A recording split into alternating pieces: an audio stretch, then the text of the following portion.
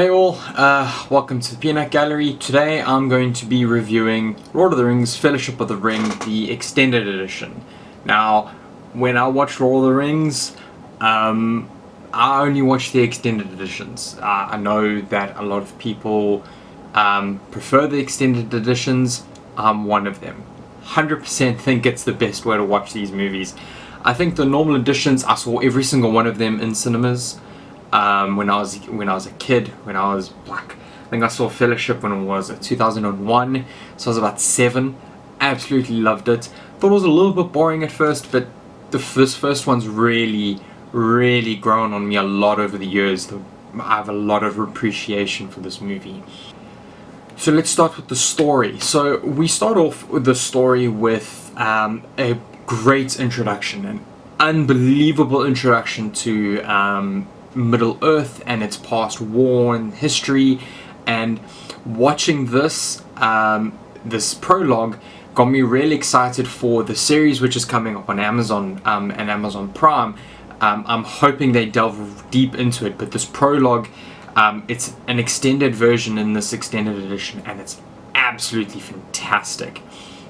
We then see Frodo and we meet Bilbo, and we go on this journey where Bilbo leaves the ring. He leaves everything he has to Frodo, including the ring.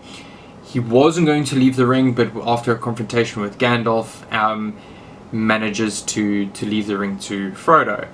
Gandalf does some research, which is not usually, if I'm not mistaken, it's not usually in the normal cut, the amount of research he does.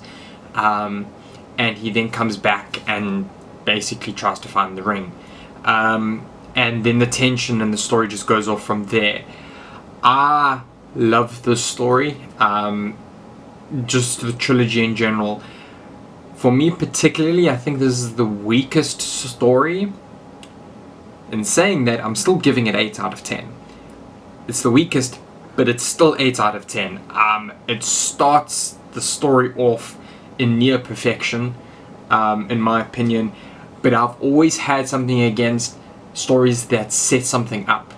It's like, give me something that's with a lot of juice and meat, which the story does for the most part give. But in watching it, you can tell it's basically a setup movie. It seems like when they leave Rivendell, they're leaving about an hour and a half, an hour and 3/4 into the movie, in which case you're halfway through the movie, which I don't mind. And then they trudge along. You see a lot of you see a lot of walking, which is fun. It's just not the most exciting thing in the world. It does lead to some character development. You see some play fighting or teaching. That Boromir is teaching Merry and Pippin. It is good. It is also the reason why it's not my favorite. It is probably for me the weakest. Hence why I'm giving it 8 out of 10. Kind of lets you know where my love is for these movies. That their weakest story is 8 out of 10. As for the script, this is the only place where I'm giving this movie a full 5 out of 5. I see no problems with the script whatsoever.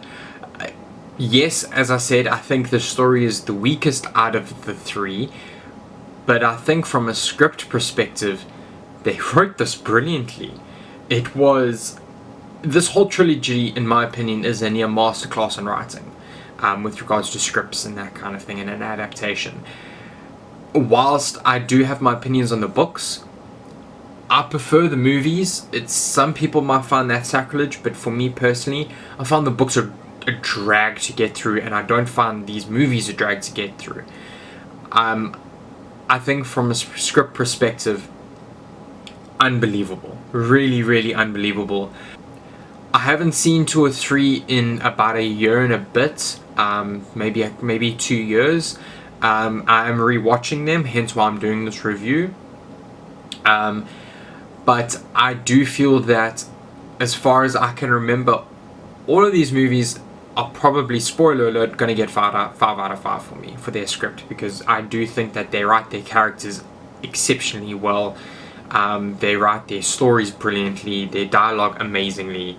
I have no problems with the script. Nothing seems out of place. Nothing in the script seems out of place. Everything is deliberate and carefully put in, and I love it. Now let's talk about how this movie looks, because damn, holy moly, this movie, cinematography is out of this world. I really want to go to New Zealand, where they shot most of this movie. Some of those mountain scenes, those mountain shots is fantastic and spectacular. I was watching this with my wife, and she needed to go off somewhere quickly, and she said, no, don't worry about pausing because they're walking up some stairs and she will be back by the time they reach the top. Now, I was like, no, they won't. Lo and behold, she literally arrived just as they reached the top.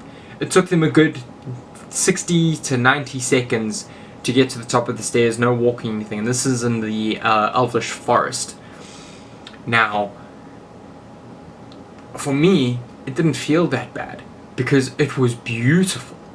My word, I think this movie, in my opinion, is the most beautiful out of all of them. Just unbelievable. I also think that Peter Jackson's direction was fantastic, and my word, if I could swear from the high heavens about this score, I love it. It's so fantastic. I was giggling and just screaming like a little girl sometimes because I absolutely adore the score. That track is just, oh, so good. Now, in saying that, I have a couple of problems with the CGI. I know this movie was made in 2001. I am fully aware of that. I still think some of the CGI looks a little bit dated. I think that I'm pretty sure it's a mountain troll that they use in the Mines of Moria. Looks a little bit dodgy when he's hitting a couple of them, a couple of the orcs when he's flaying around. It stood out to me. I made a mental note about it. That, however, is usually where I draw the line with regards to it. I don't feel the CGI took me completely out of it. Considering that they usually use a lot of practical effects, I don't think that the special effects used had too much of a hindrance on the storytelling itself. However, because of those things that I've noticed and kind of stuck with me, I cannot give it 5 out of 5. 5 out of 5 is perfect. 5 out of 5 is I cannot see any problems with it.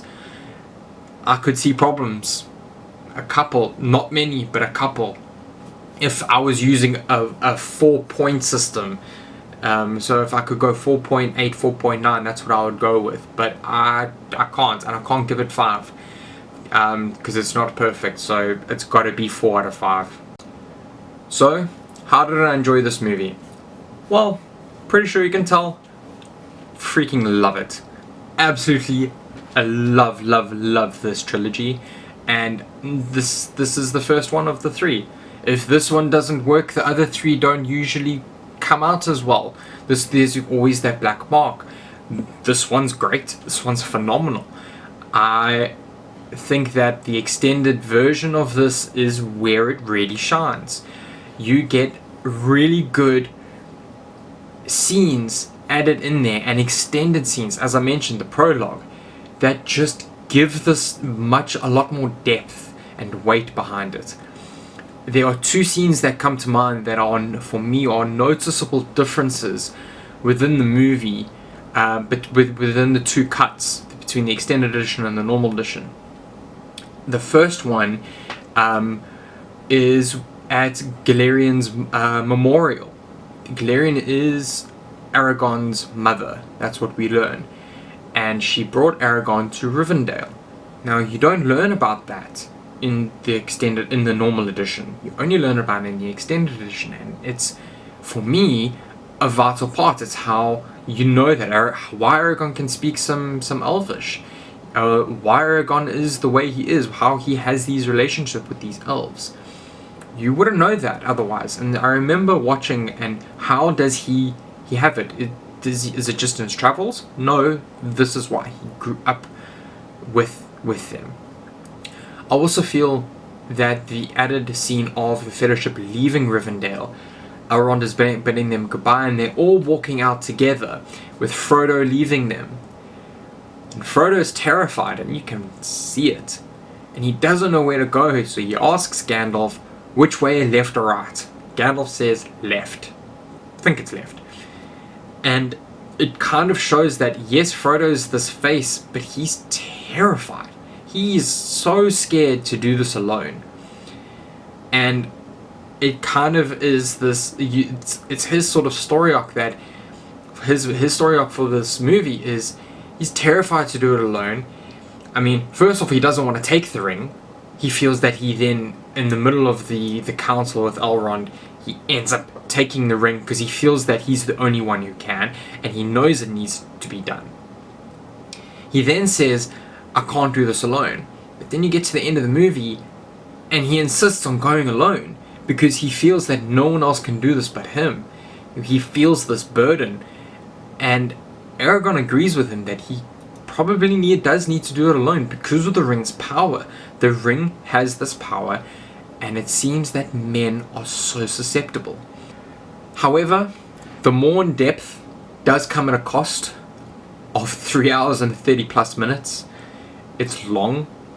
It is still the shortest out of the three, but it's still long. And for the casual viewer, it's too long. Straight up, it is too long. My wife, same thing. She's kind of gets into it because of me, but really not much. So if you're still looking for a good story, the normal version's just as good. But if you're a big fan, extended edition is the way to go. I personally don't feel the 3 hours 30 minutes. I felt like it was a 2.5 hour movie for me personally, but like a good 2.5 hours where I'm not checking my watch. I also like the fact that they allow you extended cuts or extended looks into the Shire and with the Hobbits. I love the Hobbits. I think they're great. Overall, I'm giving this a solid 26 out of 30. That's, for me, is great. It is so good. Just under 90%, which is, for me, fair.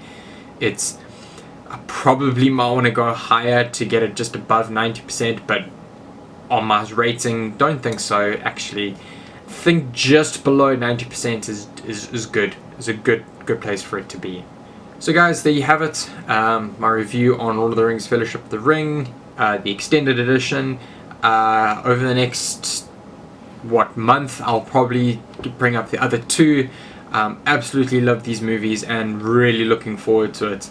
It might take a while though because, well, they're long and I have a life. So I'll see you guys around. Cheers.